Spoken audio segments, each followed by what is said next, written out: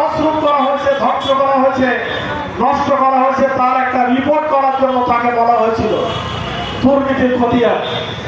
তিনি 2/12/24 ডিসেম্বর মাসের 24 সালের ডিসেম্বর মাসের 2 তারিখে একটা রিপোর্ট তিনি প্রকাশ করেছিলেন তার কমিটির সদস্যদেরকে নিয়ে।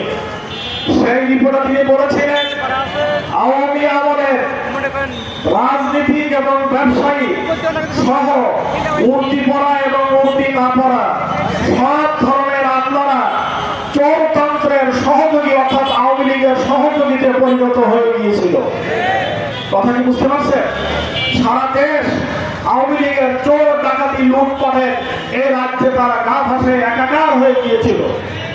তিনি দ্বিতীয় কথায় বলছেন আইনসভা মানে পার্লামেন্টের সদস্য যারা ছিলেন, নির্বাহী বিভাগের কর্মকর্তা বৃন্দ সহ সকল গোষ্ঠী দলবদ্ধ হয়ে চোরির কাজে তারা অংশগ্রহণ করে দেশকে লুটপাট করে সর্বনাশ করেছিল।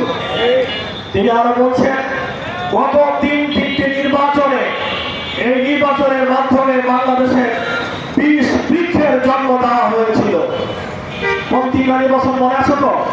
14 সালের নির্বাচন, 18 সালের নির্বাচন, 24 সালের নির্বাচন। এই 3টা নির্বাচনে তারা বাংলাদেশের 20 বৃক্ষ রোপণ করা হয়েছিল।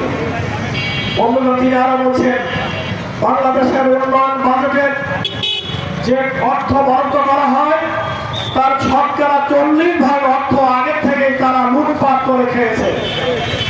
উন্নয়নের জন্য যে বাজেট করা হয়, বাজেট বরাদ্দ হওয়ার আগে, কাজে লাগানোর আগে 40% অর্থ তারা তছনছ করে নিয়েছে। প্রতি বছর তারা বিদেশে পাচার করেছে